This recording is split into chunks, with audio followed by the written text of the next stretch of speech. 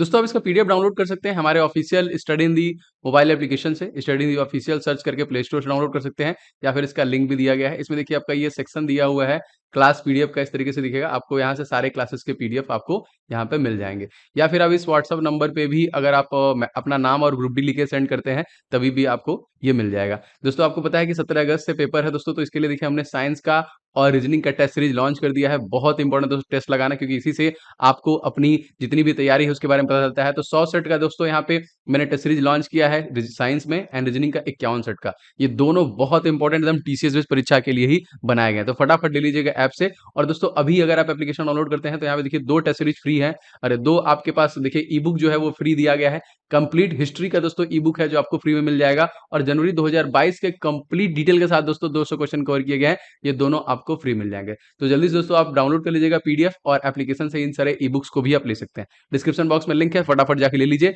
या फिर आप इस नंबर पे व्हाट्सएप पे अपना नाम लिख के भी सेंड करेंगे तभी भी आपको मिल जाएगा। सबसे पहला क्वेश्चन है दोस्तों, गैसोहल पर्यावरण मित्र ईंधन है जो खाली स्थान के मिश्रण से बनता है। इनमें से आपको बताना है कि जो गैसोहल पर्यावरण मित्र ईंधन है वो किसके मिश्रण से बनता है। इसका राइट आंसर हो जाएगा दोस्तों ऑप्शन नंबर बी, यानी पेट्रोल तथा इथेनॉल। जो गैसोहॉल होता है वो पर्यावरण मित्र ईंधन है जो पेट्रोल तथा इथेनॉल के मिश्रण से बनता है। चलिए अगला क्वेश्चन देखते हैं दोस्तों, निम्न में से कौन अम्ल वर्षा से सबसे ज़्यादा प्रभावित होता है। 4 ऑप्शन है आपके पास, बताना है कि इनमें से कौन सबसे ज़्यादा अम्ल वर्षा से प्रभावित होता है। इसका राइट आंसर हो जाएगा दोस्तों ऑप्शन नंबर बी, यानी मछली, फिश।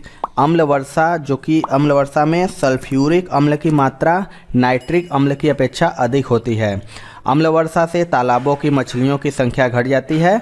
अम्ल वर्षा के प्रभाव से तालाबों के पीएच मान कम होने से मछलियां मरने लगती हैं तथा इनके अंडों से बच्चे नहीं निकल पाते हैं। चलिए अगला क्वेश्चन देख लेते हैं, मवेशियों में अर्गोटिज्म रोग होता है। 4 ऑप्शन है, आपको बताना है कि इनमें से किस मवेशियों में अर्गोटिज्म रोग किसके द्वारा होता है।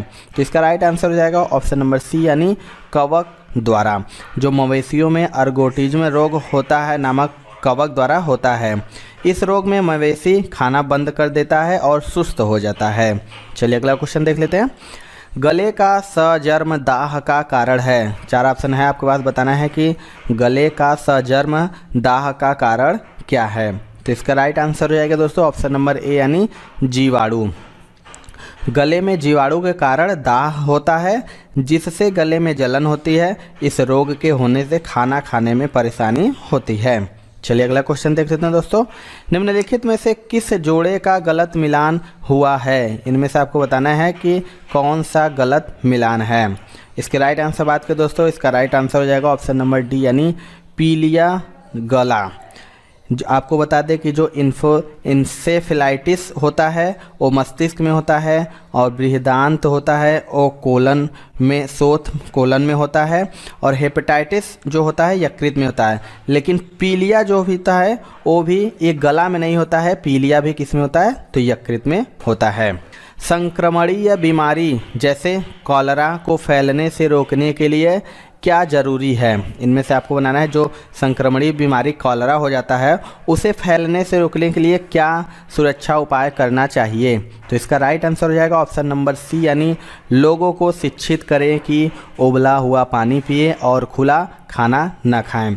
कॉलरा, जिसे हम हैजा भी कहते हैं, यह एक संक्रमणीय बीमारियों से बचने के लिए लोगों को शिक्षित करें, उबला हुआ पानी पिए और खुला खाना ना खाएं। चलिए अगला क्वेश्चन देख लेते हैं, चेचक के टीके की खोज सर्वप्रथम किसने की थी। मोस्ट इंपॉर्टेंट ये क्वेश्चन है दोस्तों, एंड मोस्ट रिपीटेड भी है। आपको बताना है कि जो चेचक के टीके की खोज सर्वप्रथम किसने की थी। तो इसका राइट आंसर हो जाएगा दोस्तों ऑप्शन नंबर सी, यानी एडवर्ड जेनर के द्वारा सर्वप्रथम चेचक के टीके की खोज की गई थी। इस टीके के प्रयोग से भारत में चेचक का उन्मूलन हो गया था। चलिए अगला क्वेश्चन देख लेते हैं, इंसुलिन की खोज किसने की थी। इनमें से बताना है कि इंसुलिन की खोज किसने की थी। इसका राइट आंसर हो जाएगा दोस्तों ऑप्शन नंबर ए, यानी बैंटिक ने। इंसुलिन की खोज पॉल बैंटिंग ने की थी। इसकी कमी से मधुमेह नामक रोग हो जाता है। चलिए अगला क्वेश्चन देख लेते हैं, निम्नलिखित में से कौन सा सही है? 4 ऑप्शन है आपके पास, बताना है कि इनमें से कौन सा सही है। तो इसका राइट आंसर हो जाएगा ऑप्शन नंबर बी, यानी मधुमेह इसकी कमी के कारण होता है। तो इंसुलिन की कमी के कारण होता है। इंसुलिन की कमी से चीनी का अवशोषण नहीं हो पाता और मूत्र मार्ग से यह बाहर निकल जाता है। अगला क्वेश्चन देख लेते हैं दोस्तों। एलर्जी प्रतिक्रिया के कारण उत्पन्न रोग है, इनमें से बताना है कि जो एलर्जी प्रतिक्रिया के कारण कौन सा रोग उत्पन्न हो जाता है। तो इसका राइट आंसर हो जाएगा ऑप्शन नंबर ए, यानी दमा अस्थमा नामक रोग एलर्जी की प्रतिक्रिया के कारण उत्पन्न होता है। यह नाक एवं श्वास नली को प्रभावित करता है। चलिए अगला क्वेश्चन देख लेते हैं। दोस्तों आपके आगामी एग्जामिनेशन जो 17 अगस्त से होने वाले हैं दोस्तों, ग्रुप डी के लिए बहुत सारे इंपॉर्टेंट ई बुक्स मैंने लॉन्च किए हैं। जैसे 500 क्वेश्चन तो सुपर गेस्ट क्वेश्चन दोस्तों यहाँ पे रेडी किया गया है, जो नवीनतम परीक्षा पैटर्न पर आधारित और सभी हल प्रश्नों के साथ है। अगर आपका मैथमेटिक्स लो है तो इन सभी 500 प्रश्नों को लगा डालिए अभी के अभी। ये ई बुक का लिंक आपको डिस्क्रिप्शन बॉक्स में मिल जाएगा। एंड जीके के टॉप 70 टॉपिक, क्योंकि टॉपिक वाइज कवर करना बहुत जरूरी होता है। एग्जामिनेशन से पहले आप पूरा रिवीजन कर डालिए, जितने भी आपके टॉपिक आते हैं उन सभी को इस टॉपिक वाइज में कवर किया गया है। इसका भी लिंक आपको नीचे मिल जाएगा। एंड साइंस के 1000 क्वेश्चन दोस्तों, इनका भी ई बुक रेडी किया गया है, जो पिछले 10 सालों से लगातार जीव विज्ञान, रसायन विज्ञान, भौतिक विज्ञान के प्रश्न बार बार रिपीट किए गए हैं। उनके फुल डिटेल के साथ दोस्तों क्वेश्चन इसमें इनबिल्ट किए गए हैं। तो ये भी सभी ग्रुप डी एग्जामिनेशन के लिए बहुत इंपॉर्टेंट ई बुक है। इन सभी का लिंक डिस्क्रिप्शन बॉक्स में है, फटाफट जाके वहां से आप लोग इसको ले लीजिए। वीडॉल टेस्ट का उपयोग किसकी जांच के लिए किया जाता है? 4 ऑप्शन है आपके पास, बताना है कि जो वीडॉल टेस्ट का उपयोग किसकी जांच के लिए किया जाता है। इसका राइट आंसर हो जाएगा ऑप्शन नंबर बी, यानी टाइफाइड। जो टाइफाइड के परीक्षण के लिए वीडॉल टेस्ट का उपयोग किया जाता है दोस्तों। चलिए अगला क्वेश्चन देख लेते हैं। किसके दंश के कारण मलेरिया होता है? आपको बताना है कि कौन से मच्छर के काटने से मलेरिया नामक रोग हो जाता है। तो इसका राइट आंसर हो जाएगा ऑप्शन नंबर ए, यानी मादा एनाफिलीज। मलेरिया जो नामक बुखार और मादा एनाफिलीज के दंश के कारण होता है। मलेरिया का वास्तविक परजीवी प्लाज्मोडियम नामक प्रोटोजोआ है। मादा एनाफिलीज रोग वाहक का कार्य करती है। अगला क्वेश्चन देख लें। प्लाज्मोडियम जर्म्स किसकी उत्पत्ति करते हैं? इनमें से आपको बताना है जो प्लाज्मोडियम जर्म्स किसकी उत्पत्ति करते हैं। तो इसका राइट आंसर हो जाएगा ऑप्शन नंबर ए, यानी मलेरिया का। जो प्लाज्मोडियम जर्म्स होते हैं वो मलेरिया बुखार उत्पन्न करते हैं। हैजा जीवाणु द्वारा तथा सोने की बीमारी ट्रिपैनोसोमा नामक जंतु द्वारा होता है। चलिए अगला क्वेश्चन देख लेते हैं। जो मच्छर शीत ज्वर के परजीवी को संप्रेषित करता है वह है, आपको बताना है कि कौन सा मच्छर शीत ज्वर के परजीवी को संप्रेषित करता है। तो इसका राइट आंसर हो जाएगा ऑप्शन नंबर सी, यानी स्त्री एनोफिलीज। जो मादा एनोफिलीज होती है मच्छर शीत ज्वर अर्थात मलेरिया के परजीवी को संप्रेषित करता है। अगला क्वेश्चन देख लेते हैं। मलेरिया रोग प्रभावित करता है। 4 ऑप्शन है आपके पास, बताना है कि मलेरिया रोग किसको प्रभावित करता है। मोस्ट इम्पॉर्टेंट ये क्वेश्चन है, अब मोस्ट रिपीटेड, मैक्सिमम एग्जाम में ये क्वेश्चन पूछा है, बस बदल कर। तो आपको बताना है कि मलेरिया रोग प्रभावित किसको करता है। तो इसका right answer option number C हो जाएगा, प्लीहा को। मलेरिया रोग जो कि मादा एनाफिलीज मच्छर के द्वारा फैलता है, यह रोग प्लीहा यानी स्प्लीन को प्रभावित करता है। अगला क्वेश्चन देख लेते हैं दोस्तों। सामान्यतः मनुष्य के स्वास्थ्य एवं अनुकूल जलवायु के लिए आपेक्षिक आर्द्रता कितनी होनी चाहिए? इनमें से आपको बताना है कि मनुष्य के स्वास्थ्य एवं अनुकूल जलवायु के लिए आपेक्षिक आर्द्रता कितनी होनी चाहिए। ये भी मोस्ट इम्पॉर्टेंट क्वेश्चन है दोस्तों। तो इसका राइट आंसर हो जाएगा ऑप्शन नंबर ए, यानी 60 से 65%। मनुष्य के स्वास्थ्य एवं अनुकूल जलवायु के लिए 23 डिग्री सेल्सियस से 25 डिग्री सेल्सियस तक ताप तथा 60 से 65% आर्द्रता होनी चाहिए। एयर कंडीशनर कमरे को इसी ताप और आर्द्रता पर बनाए रखता है। चलिए अगला क्वेश्चन देख लेते हैं। दंत क्षय का कारण है। 4 ऑप्शन है, बताना है कि दंत क्षय का कारण क्या है। तो इसका राइट आंसर हो जाएगा ऑप्शन नंबर सी, यानी बैक्टीरिया जनित संक्रमण। जो कि दंत क्षय और विटामिन सी की कमी से दांतों में बैक्टीरिया उत्पन्न हो जाते हैं, जिससे दांतों में मवाद आने लगता है। बाद में दांत भी गिरने लगते हैं। विटामिन सी की कमी से स्कर्वी नामक रोग भी हो जाता है। अगला क्वेश्चन देख लेते हैं दोस्तों। एंटीटॉक्सिन का इंजेक्शन किसकी रोकथाम के लिए दिया जाता है? मोस्ट इम्पॉर्टेंट है ये भी। आपको बताना है कि जो एंटीटॉक्सिन का इंजेक्शन है वो किसकी रोकथाम के लिए दिया जाता है। तो इसका राइट आंसर हो जाएगा ऑप्शन नंबर ए, यानी टिटनेस के लिए। एंटीटॉक्सिन का इंजेक्शन टिटनेस की रोकथाम के लिए लगाया जाता है। टिटनेस जो कि क्लॉस्ट्रीडियम टेटनी नामक जीवाणु से होता है। इस रोग के जीवाणु घाव से होकर शरीर में प्रवेश करते हैं। अगला क्वेश्चन देख लेते हैं दोस्तों। निम्नांकित में से कौन सा कथन गलत है? 4 ऑप्शन है दिया है, आपको बताना है इनमें से कौन सा कथन गलत है। तो इसका राइट आंसर हो जाएगा ऑप्शन नंबर डी, यानी हेनरी कैवेंडिश ने ऑक्सीजन की खोज की थी। तो बता दें कि ऑक्सीजन की खोज सर्वप्रथम सीले नामक वैज्ञानिक ने किया था। और कब किया था? तो 1872 ईस्वी में। रोनाल्ड रॉस की बात करें इनकी दोस्तों, तो इन्होंने मलेरिया के कारण की खोज की थी। और वास्को डी गामा की बात करें तो भारत का समुद्री मार्ग खोजा था। एडवर्ड जेनर ने चेचक का टीका खोजा था। अगला क्वेश्चन देख लेते हैं। कौन सा रोग ठीक नहीं किया जा सकता? मोस्ट इम्पॉर्टेंट ये भी क्वेश्चन है, मैक्सिमम एग्जाम में ये रिपीट होता है। आपको बताना है कि इनमें से कौन सा रोग ठीक नहीं किया जा सकता। इसका राइट आंसर हो जाएगा दोस्तों ऑप्शन नंबर ए, यानी कलर ब्लाइंडनेस। कलर ब्लाइंडनेस जो कि आनुवांशिक रोग है, जिसे ठीक नहीं किया जा सकता। इस रोग में रोगी लाल एवं हरे रंग को नहीं पहचान पाता। इस रोग को लाल हरा अंधापन भी कहते हैं। अगला क्वेश्चन देख लेते हैं। निम्नलिखित में से किस रोग का संबंध गंभीर रूप से सोच एवं याददाश्त के खोने से है? 4 ऑप्शन है, आपके पास बताना है कि कौन सा रोग गंभीर रूप से सोच एवं याददाश्त के खोने से है। तो इसका राइट आंसर हो जाएगा ऑप्शन नंबर बी, यानी अल्जाइमर रोग। अल्जाइमर रोग में मनुष्य की सोच और याददाश्त शक्ति खो जाती है। सामान्यतः यह रोग वृद्धावस्था में होता है। अगला क्वेश्चन चलिए देख लेते हैं। निम्न में से कौन स्ट्रोक के खतरे के लिए एक गौण कारण है? 4 ऑप्शन है, आपके पास बताना है कि कौन स्ट्रोक के खतरे के लिए एक गौण कारण है। तो इसका राइट आंसर हो जाएगा ऑप्शन नंबर सी, यानी डायबिटीज। स्ट्रोक से खतरे के लिए मुख्य कारक उच्च रक्तचाप, शारीरिक अक्रियता एवं धूम्रपान इत्यादि हैं। डायबिटीज इसका गौण कारक है। अगला क्वेश्चन देख लेते हैं दोस्तों। ऑन्कोलॉजी किसका अध्ययन है? 4 ऑप्शन है, आपके पास बताना है कि ऑन्कोलॉजी किसका अध्ययन है। इसका राइट आंसर हो जाएगा ऑप्शन नंबर बी, यानी कैंसर का। ऑन्कोलॉजी जीव विज्ञान की वह शाखा है जिसमें कैंसर का अध्ययन किया जाता है। कैंसर में ऑन्कोजेंस का परिवर्धन होता है। अगला क्वेश्चन देख लेते हैं दोस्तों। एवियन इन्फ्लुएंजा यानी बर्ड फ्लू विषाणु को निम्न में से निरूपित किया जाता है। आपको बताना है कि जो बर्ड फ्लू होता है इनमें से किसके द्वारा निरूपित किया जाता है। तो इसका राइट आंसर हो जाएगा दोस्तों ऑप्शन नंबर डी, यानी H5N1। बर्ड फ्लू जो कि एक प्रकार का विषाणु जनित रोग है जो मुर्गियों में होता है।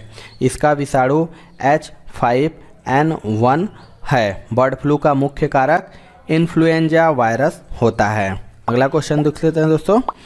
लास्ट क्वेश्चन है, पेचिश रोग के लिए उत्तरदायी प्रोटोजोआ है। इनमें से बताना है कि जो पेचिश रोग के लिए कौन सा उत्तरदायी प्रोटोजोआ है। तो इसका राइट आंसर हो जाएगा ऑप्शन नंबर ए, यानी एंट अमीबा।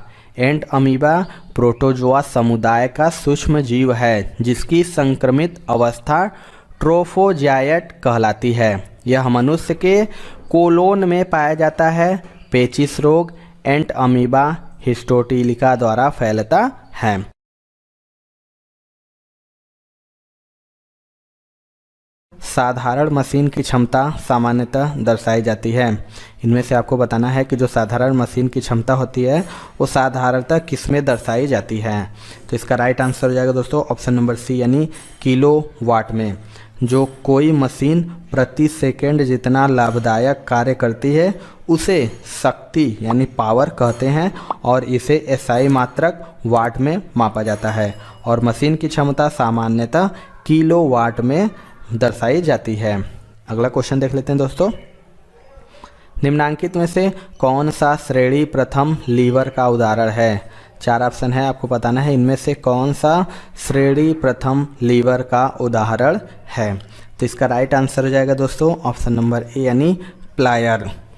प्लायर जो कि श्रेणी 1 का लीवर है क्योंकि इसका आलंबन भार और आयाम के बीच होता है। इसका आलंब इस श्रेणी के उत्तोलकों में यांत्रिक लाभ जो होता है 1 से अधिक, 1 से कम अथवा 1 के बराबर भी हो सकता है। और उदाहरण की बात करें दोस्तों तो हो जाता है कैंची, हैंड पंप और पिलास इत्यादि। अगला क्वेश्चन देखते हैं दोस्तों। लेंज का नियम किसके संरक्षण के नियम का नतीजा है? आपको बताना है कि जो लेंज का नियम है वो किसके संरक्षण के नियम का नतीजा है। तो इसका राइट आंसर हो जाएगा दोस्तों ऑप्शन नंबर ए यानी ऊर्जा यानी एनर्जी का। जो लेंज का नियम है वो ऊर्जा संरक्षण के नियम का परिणाम है। इसके अनुसार किसी परिपथ में प्रेरित धारा की दिशा सदैव इस प्रकार होती है कि वह कारण का विरोध करती है जिसके कारण वह उत्पन्न होती है। चलिए दोस्तों अगला क्वेश्चन देखते हैं। पार्श्व विकृति और अनुदैर्ध्य विकृति के अनुपात को क्या कहते हैं?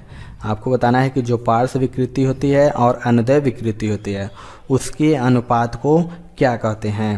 तो इसका राइट आंसर हो जाएगा दोस्तों ऑप्शन नंबर ए यानी पाइसन अनुपात। जब किसी लंबी छड़ को खींचा जाता है तो उसकी लंबाई बढ़ जाती है किंतु व्यास घट जाता है और व्यास में परिवर्तन तथा प्रारंभिक व्यास के अनुपात को पार्श्व विकृति कहते हैं तथा लंबाई में वृद्धि और मूल लंबाई के अनुपात को अनुदैर्ध्य विकृति कहते हैं और इन दोनों विकृतियों के अनुपात को ही पाइसन अनुपात कहा जाता है। दोस्तों अगला क्वेश्चन देख लेते हैं। निम्नलिखित में से कौन सा पॉजिटिव ड्राइव है? 4 ऑप्शन है, आपके पास बताना है इनमें से कौन सा पॉजिटिव ड्राइव है। तो इसका राइट आंसर हो जाएगा दोस्तों ऑप्शन नंबर डी यानी गियर ड्राइव। गियर ड्राइव जो कि पॉजिटिव ड्राइव है क्योंकि इसमें गियर दोनों के द्वारा एक दूसरे से फंसे होते हैं तथा जिससे इनके फिसलने अथवा मिस करने की संभावना नगण्य हो जाती है। जबकि अन्य ड्राइवों में बात करें गियर्स न होने के कारण फिसलने की संभावना अधिक होती है। तो चिमटा किस प्रकार के उत्तोलक का उदाहरण है? Most important and most repeated question है ये दोस्तों। आपको बताना है कि चिमटा जो कि फायर टोंग्स कहते हैं वो किस प्रकार का उदाहरण है उत्तोलक का। तो इसका राइट आंसर हो जाएगा दोस्तों ऑप्शन नंबर सी यानी तृतीय प्रकार का। इस वर्ग के उत्तोलकों में दोस्तों बात करें तो आलंब F एक सिरे पर होता है तथा भार W और आलंब F के बीच में आयाम E होता है। इसमें यांत्रिक लाभ सदैव 1 से कम होता है। चलिए अगला क्वेश्चन देख लेते हैं दोस्तों। एक गेंद को क्षैतिज से किस कोण पर फेंके कि वह अधिकतम क्षैतिज दूरी तय करे? आपको बताना है कि अगर किसी गेंद को क्षैतिज से किस कोण पर फेंके कि वह अधिकतम क्षैतिज दूरी तय करें। तो इसका राइट आंसर हो जाएगा ऑप्शन नंबर ए यानी 45 डिग्री। अगर एक गेंद को हम क्षैतिज से 45 डिग्री के कोण पर फेंकते हैं तो वह अधिकतम दूरी तय करती है क्योंकि किसी प्रक्षेप को क्षैतिज से किसी कोण पर फेंके जाने पर उसके द्वारा चली गई दूरी क्षैतिज दूरी या परास है। अगला क्वेश्चन देख लेते हैं दोस्तों। निम्नलिखित में से किस जगह G का मान सर्वाधिक होता है? ये भी मोस्ट इम्पॉर्टेंट है दोस्तों, मैक्सिमम बार ये रिपीट हुआ है क्वेश्चन। तो आपको बताना है कि किस स्थान पर G का मान सर्वाधिक होता है। तो इसका राइट आंसर हो जाएगा दोस्तों ऑप्शन नंबर डी यानी अंटार्कटिका में किसी स्थान पर। अगर हम G के मान की बात करें तो सबसे अधिक ध्रुवों पर होता है दोस्तों। इसका न्यूनतम मान विषुवत रेखा पर होता है, यानी सबसे अधिक की बात करें तो ध्रुवों पर और न्यूनतम मान की बात करें तो विषुवत रेखा पर होता है। पृथ्वी के घूर्णन गति के बढ़ने पर G का मान कम तथा घूर्णन गति के घटने पर G का मान अधिक हो जाता है। चलिए आगे देख लेते हैं दोस्तों। वायरलेस का आविष्कार किसने किया? मोस्ट इम्पॉर्टेंट है दोस्तों, आपको बताना है कि जो वायरलेस होता है उसका आविष्कार किसने किया है। तो इसका राइट आंसर हो जाएगा दोस्तों ऑप्शन नंबर ए यानी मार्कोनी ने। इनकी बात करें तो यह इटली के वैज्ञानिक है। मार्कोनी को वायरलेस टेलीग्राफी के विकास में किए गए उनके योगदान हेतु 1909 में भौतिकी के नोबेल पुरस्कार से भी सम्मानित किया गया है दोस्तों, इस बात को याद रखिएगा। अगला क्वेश्चन देख लेते हैं। यदि हम हिमालय पर जाते हैं तो हम श्वास रहित महसूस करते हैं। आपको बताना है कि यदि हम हिमालय पे जाते हैं तो सांस लेने में दिक्कत महसूस क्यों होती है। तो इसका राइट आंसर हो जाएगा ऑप्शन नंबर ए यानी पहाड़ों पर वायु का घनत्व तो बहुत कम है, इसलिए ऑक्सीजन की मात्रा कम होती है। चलिए दोस्तों अगला क्वेश्चन देख लेते हैं। यदि चंद्रमा पर बम विस्फोट हो तो उसकी आवाज़ पृथ्वी पर कितने समय बाद सुनाई देगी।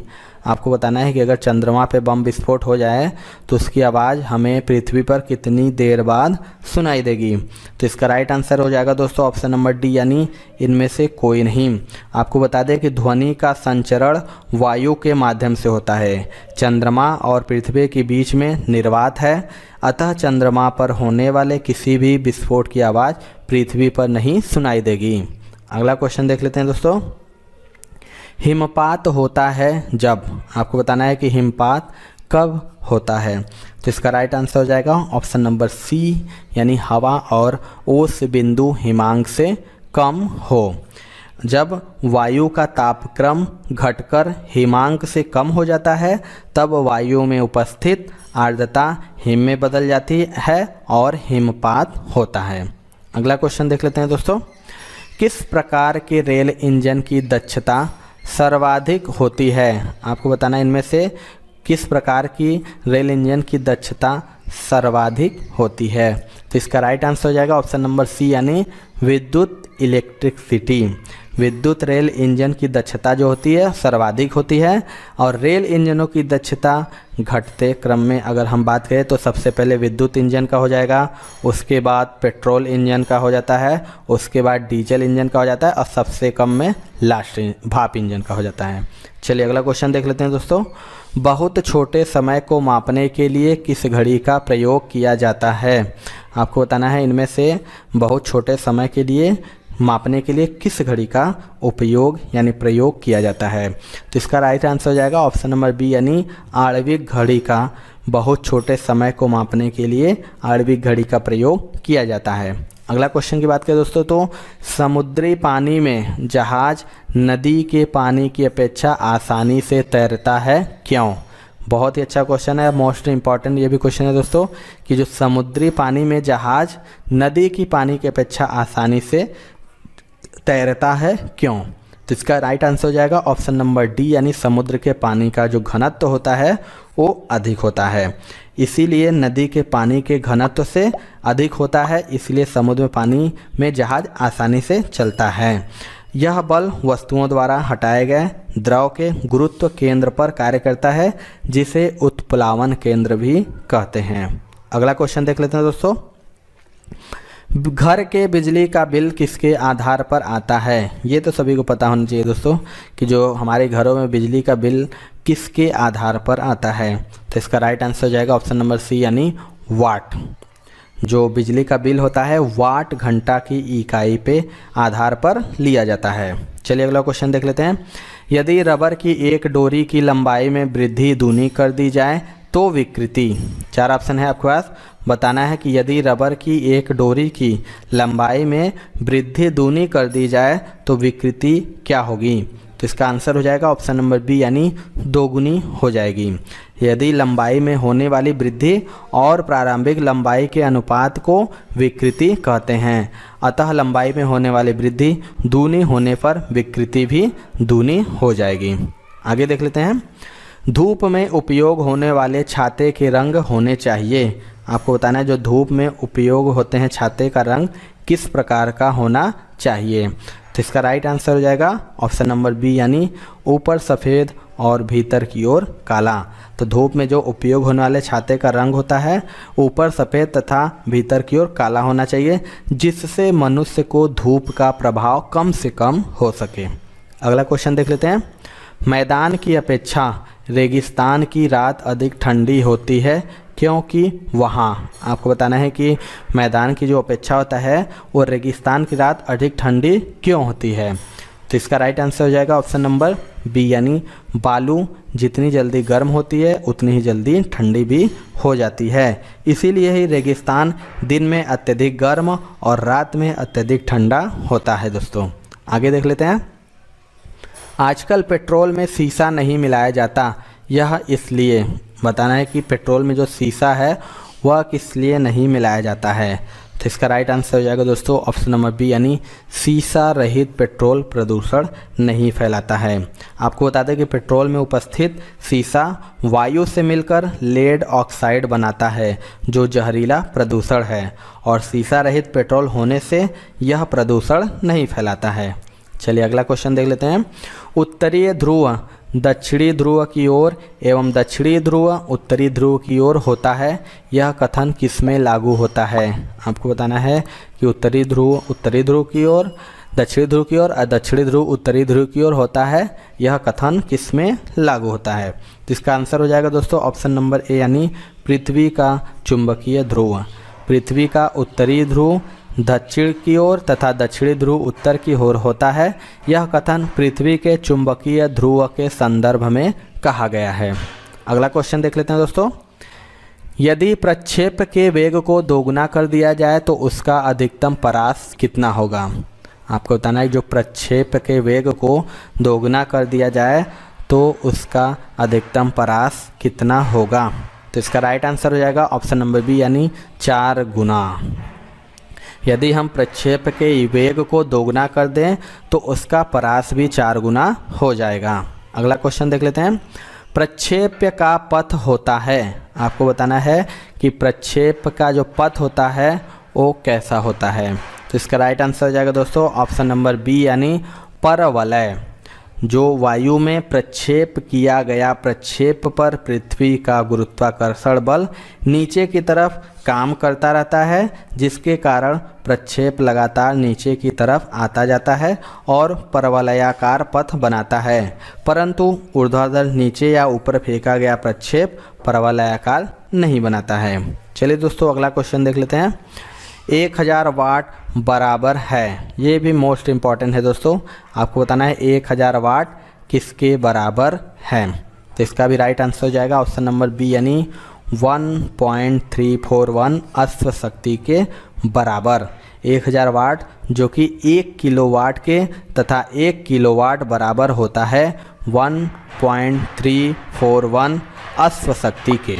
चलिए अगला क्वेश्चन देख लेते हैं दोस्तों। निम्नलिखित में से कौन सी भौतिक राशि है जो मात्रा में वृद्धि के बाद भी अप्रभावित रहती है। आपको बताना है इनमें से कौन सी वो भौतिक राशि है जो मात्रा में वृद्धि के बाद भी अप्रभावित रहती है। तो इसका राइट आंसर हो जाएगा ऑप्शन नंबर डी, यानी घनत्व। घनत्व ही वह भौतिक राशि है जिस पर मात्रा में वृद्धि पर कोई प्रभाव नहीं पड़ता है, क्योंकि पदार्थ की मात्रा में वृद्धि से आयतन, भार तथा द्रव्यमान बदल जाता है, जबकि पदार्थ का घनत्व नहीं बदलता है।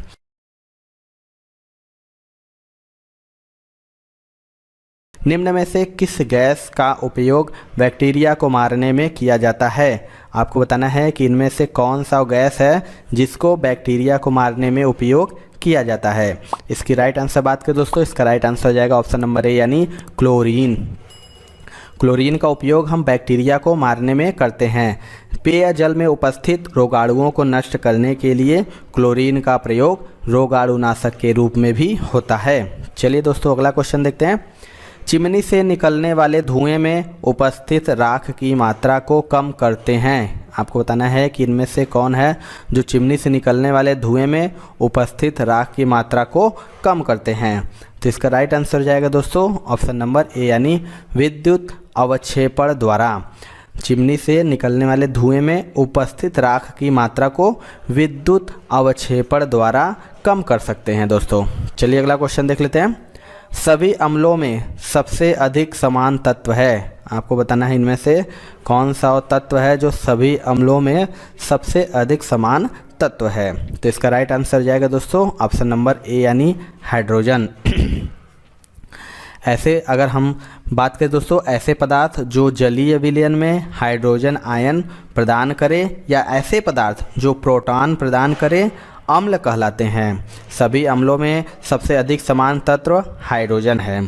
चलिए अगला क्वेश्चन देख लेते हैं दोस्तों।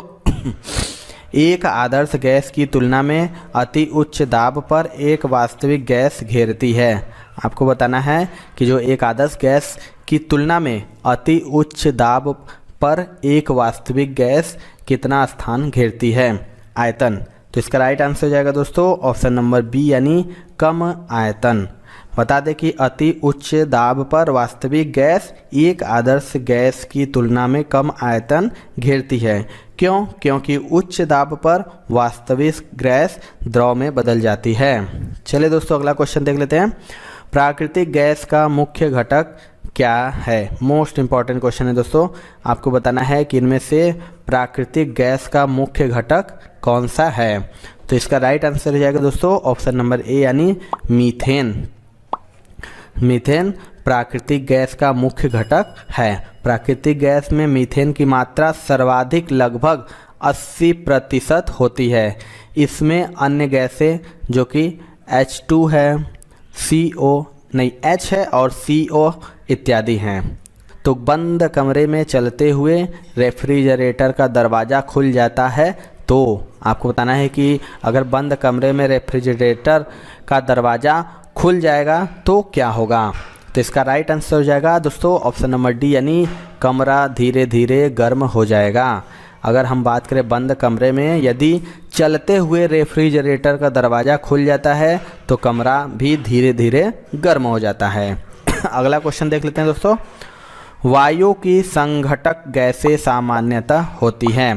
4 ऑप्शन है आपके पास। बताना है कि जो वायु की संघटक गैसें होती हैं सामान्यतः कैसी होती हैं। तो इसका राइट आंसर हो जाएगा दोस्तों ऑप्शन नंबर ए यानी नाइट्रोजन और ऑक्सीजन। वायु की जो संघटक गैसों में मुख्यतः नाइट्रोजन एवं ऑक्सीजन होता है। वायु में लगभग बात करें तो 78% नाइट्रोजन होता है और 21% ऑक्सीजन होता है। अगला क्वेश्चन देख लेते हैं दोस्तों। गैस ज्वाला होती है। आपको बताना है इनमें से कि गैस ज्वाला किसमें होती है, कैसी होती है। तो इसका राइट आंसर हो जाएगा ऑप्शन नंबर ए यानी दीप्ति। जो वस्तुएं दीप्त हो जाएगा, ये गैस ज्वाला कैसी होती है तो ये दीप्त होती हैं। आपको बता दें कि जो वस्तुएं स्वयं प्रकाश उत्पन्न करती हैं उसे दीप्त वस्तुएं कहते हैं। गैस ज्वाला से प्रकाश उत्पन्न होती है अतः उसे दीप्त ज्वाला कहते हैं। अगला क्वेश्चन देख लेते हैं दोस्तों। निम्नलिखित में से कौन सी गैस फलों को कृत्रिम रूप से पकाने में प्रयोग की जाती है? आपको बताना है, ये मोस्ट इम्पॉर्टेंट क्वेश्चन है दोस्तों कि कौन सी वह गैस है जो फलों को कृत्रिम रूप से पकाने में प्रयोग की जाती है। तो इसका राइट आंसर हो जाएगा ऑप्शन नंबर बी यानी एथिलीन, जो कि फलों को कृत्रिम रूप से पकाने के लिए इसका प्रयोग किया जाता है। फलों को पकाने में कैल्शियम कार्बाइड का भी प्रयोग किया जाता है दोस्तों। अगला क्वेश्चन देख लेते हैं। अम्ल वर्षा मुख्यतः किस गैस के कारण होती है? आपको बताना है, मोस्ट इम्पॉर्टेंट ये भी क्वेश्चन है, मोस्ट रिपीटेड एग्जाम में ये क्वेश्चन पूछता है दोस्तों कि अम्ल वर्षा वो जो होती है वो मुख्यतः किस गैस के कारण होती है। तो इसका राइट आंसर हो जाएगा दोस्तों ऑप्शन नंबर सी यानी SO2, जो कि अम्ल वर्षा मुख्यतया SO2 के कारण होती है। यह जल में घुलकर सल्फ्यूरिक अम्ल बनाता है जो मनुष्य की त्वचा को नुकसान पहुंचाता है। चलिए अगला क्वेश्चन देखते हैं दोस्तों। आग बुझाने वाली गैस है। आपको बताना है इनमें से कि आग बुझाने वाली गैस कौन सी है। तो इसका राइट आंसर हो जाएगा ऑप्शन नंबर सी यानी carbon dioxide. Carbon dioxide gas जो है अग्निशमन में प्रयुक्त होती है क्योंकि यह ऑक्सीजन से भारी होती है तथा यह ईंधन के चारों ओर की ऑक्सीजन को हटाकर आग को बुझा देती है। चलिए दोस्तों अगला क्वेश्चन देख लेते हैं। लाल तप्त कोक पर भाप प्रवाहित करने से प्राप्त होता है। बताना है कि जो लाल तप्त कोक पर भाप प्रवाहित करने से क्या प्राप्त होता है। तो इसका राइट आंसर हो जाएगा दोस्तों ऑप्शन नंबर ए यानी जल गैस। जल गैस जो कि एक संश्लेषण गैस है जिसमें कार्बन मोनोऑक्साइड तथा हाइड्रोजन गैस सम्मिलित होती हैं। यह गैस लाल तप्त कोक पर भाप प्रवाहित करने से प्राप्त होती हैं। चलिए दोस्तों अगला क्वेश्चन देखते हैं। गुब्बारे में कौन सी गैस भरी जाती है? आप मोस्ट इंपॉर्टेंट ये भी क्वेश्चन है, आपको बताना है कि गुब्बारे में कौन सी गैस भरी जाती है। मोस्ट इंपॉर्टेंट, मैक्सिमम सभी लोगों को पता होना चाहिए ये क्वेश्चन। तो इसका राइट आंसर हो जाएगा ऑप्शन नंबर सी यानी हीलियम गैस। गुब्बारे में जो कि सामान्यतः हम हीलियम गैस ही भरी जाती है, जबकि हाइड्रोजन सबसे हल्की गैस होती है। अगला क्वेश्चन देख लेते हैं दोस्तों। दो गुब्बारों को हाइड्रोजन तथा हीलियम के समान ग्राम अणुओं में भरा जाता है। दोनों में एक ही आकार के छेद किए जाते हैं। सबसे पहले कौन सा गुब्बारा संकुचित हो जाएगा? आपको बताना है कि दो गुब्बारे हैं, एक में हाइड्रोजन तथा एक में हीलियम समान ग्राम अणुओं में भर दिया जाए और दोनों में सबसे पहले कौन सा गुब्बारा संकुचित हो जाएगा। तो इसका राइट आंसर हो जाएगा ऑप्शन नंबर बी यानी हाइड्रोजन से भरा गुब्बारा। हाइड्रोजन जो कि भार हल्का होने के कारण H2 से यानी हाइड्रोजन से भरा गुब्बारा पहले संकुचित होगा, जबकि हीलियम से भरा गुब्बारा बाद में संकुचित होगा। चलिए दोस्तों अगला क्वेश्चन देख लेते हैं। निम्नलिखित में से कौन नाइट्रोजन चक्र में भाग नहीं लेता है? 4 ऑप्शन है आपके पास, बताना है इनमें से कौन नाइट्रोजन चक्र में भाग नहीं लेता है। तो इसका राइट आंसर हो जाएगा ऑप्शन नंबर बी यानी CO2। जीवाणु नाइट्रिक एसिड तथा अमोनिया गैस नाइट्रोजन चक्र में भाग लेते हैं।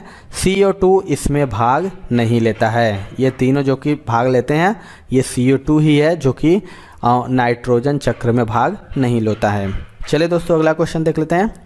गैस टरबाइन आधारित है। आपको बताना है इनमें से गैस टरबाइन किस पर आधारित है। तो इसका राइट आंसर हो जाएगा ऑप्शन नंबर सी यानी ब्रेटॉन चक्र पर। ब्रेटॉन चक्र जो कि एक प्रकार का ऊष्मागतिकी चक्र है जिस पर गैस टरबाइन इंजन की कार्यप्रणाली आधारित है। चलिए अगला क्वेश्चन देख लेते हैं दोस्तों। कौन सा उर्वरक तनु सल्फ्यूरिक एसिड के साथ अमोनिया गैस संसाधित करने से तैयार किया जाता है? आपको बताना है कौन सा वह उर्वरक है जो तनु सल्फ्यूरिक एसिड के साथ अमोनिया गैस संसाधित करने से तैयार किया जाता है। तो इसका राइट आंसर हो जाएगा ऑप्शन नंबर डी यानी अमोनियम सल्फेट। अमोनियम सल्फेट जो कि अमोनिया तथा तनु सल्फ्यूरिक अम्ल के मध्य अभिक्रिया से ही प्राप्त होता है। अगला क्वेश्चन देख लेते हैं दोस्तों। निम्नलिखित को गर्म करने पर N उत्पादित होता है। आपको बताना है कि इनमें से किसको गर्म करने पर N उत्पादित होता है। तो इसका राइट आंसर हो जाएगा दोस्तों ऑप्शन नंबर डी यानी NH4Cl + NaNO ट्वाइस। प्रयोगशाला में नाइट्रोजन गैस अमोनियम क्लोराइड तथा सोडियम नाइट्राइड को गर्म करने पर उत्पादित होती है। चलिए अगला क्वेश्चन देख लेते हैं दोस्तों। निम्नलिखित गैस अणुओं में से किसमें सबसे बड़ा माध्य मुक्त पथ है? इन चारों में से आपको बताना है कि किस गैस अणुओं में से सबसे बड़ा माध्य मुक्त पथ है। तो इसका राइट आंसर हो जाएगा ऑप्शन नंबर ए यानी H2।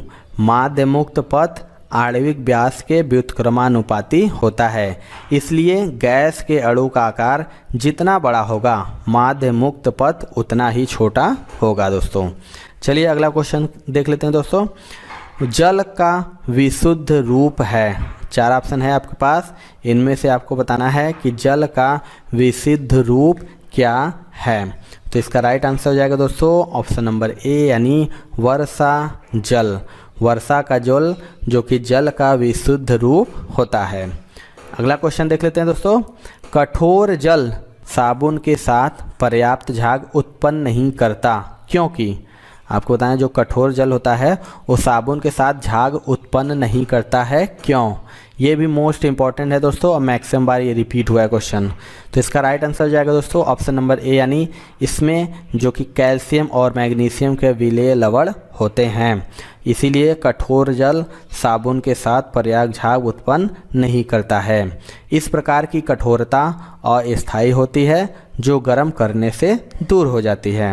अगला क्वेश्चन देख लेते हैं दोस्तों, कठोर जल के संबंध में कौन सा गलत है। 4 ऑप्शन है, आपको बस बताना है कि कठोर जल के संबंध में कौन सा गलत है। तो इसका राइट आंसर हो जाएगा ऑप्शन नंबर डी, यानी आयरन पायराइट्स की उपस्थिति। आपको बता दें जो कठोर जल होता है कैल्शियम और मैग्नीशियम के बाइकार्बोनेट, सल्फेट आदि की उपस्थिति के कारण झाग नहीं देता, इसलिए साबुन अधिक घिसता है। अगला क्वेश्चन देख लेते हैं दोस्तों, वह जल जो साबुन के साथ रगड़ने पर शीघ्रता से एवं अधिक झाग देता है क्या कहलाता है। मतलब वह जल कौन सा है जो साबुन के साथ रगड़ने पर शीघ्रता से जल्दी और अधिक झाग देता है। तो इसका राइट आंसर हो जाएगा ऑप्शन नंबर बी, यानी मृदु जल, जिसे सॉफ्ट वाटर भी कहते हैं। मृदु जल ही साबुन के साथ रगड़ने पर शीघ्रता से एवं अधिक झाग देता है, अर्थात इसमें कैल्शियम और मैग्नीशियम के बाइकार्बोनेट, सल्फेट आदि की उपस्थिति नहीं होती है। अगला क्वेश्चन देख लेते हैं दोस्तों, कैल्शियम बाइकार्बोनेट कठोर जल का एक नमक है, इसका रासायनिक नाम क्या है। आपको बताना है कि जो कैल्शियम बाइकार्बोनेट कठोर जल का एक नमक है उसका रासायनिक नाम क्या होगा। तो इसका राइट आंसर हो जाएगा ऑप्शन नंबर सी, यानी CaHCO3 ट्वाइस, जो कि कैल्शियम बाइकार्बोनेट कठोर जल का एक मिश्रण है और इसका रासायनिक नाम क्या हो जाएगा, CaHCO3 ट्वाइस। अगला क्वेश्चन देख लेते हैं और लास्ट क्वेश्चन है दोस्तों, खारे पानी में निम्नलिखित में से क्या उपस्थित नहीं है। आपको बताना है कि जो खारा पानी होता है उनमें से इसमें से क्या उपस्थित नहीं होता है। तो इसका भी राइट आंसर हो जाएगा दोस्तों ऑप्शन नंबर बी, यानी एल्यूमिनियम।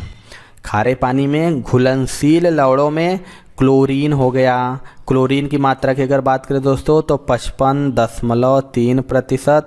सोडियम की बात करें दोस्तों तो ये हो जाता है 30.8% एवं कैल्शियम 1.23% उपस्थित होता है। एल्युमिनियम की बात करें तो यह इसमें खारे पानी में उपस्थित नहीं होता है। तो ये थी दोस्तों आज की वीडियो। आपको वीडियो कैसा लगा कमेंट सेक्शन में ज़रूर बताइएगा। वीडियो पसंद आया होगा दोस्तों तो एक लाइक ज़रूर करिएगा।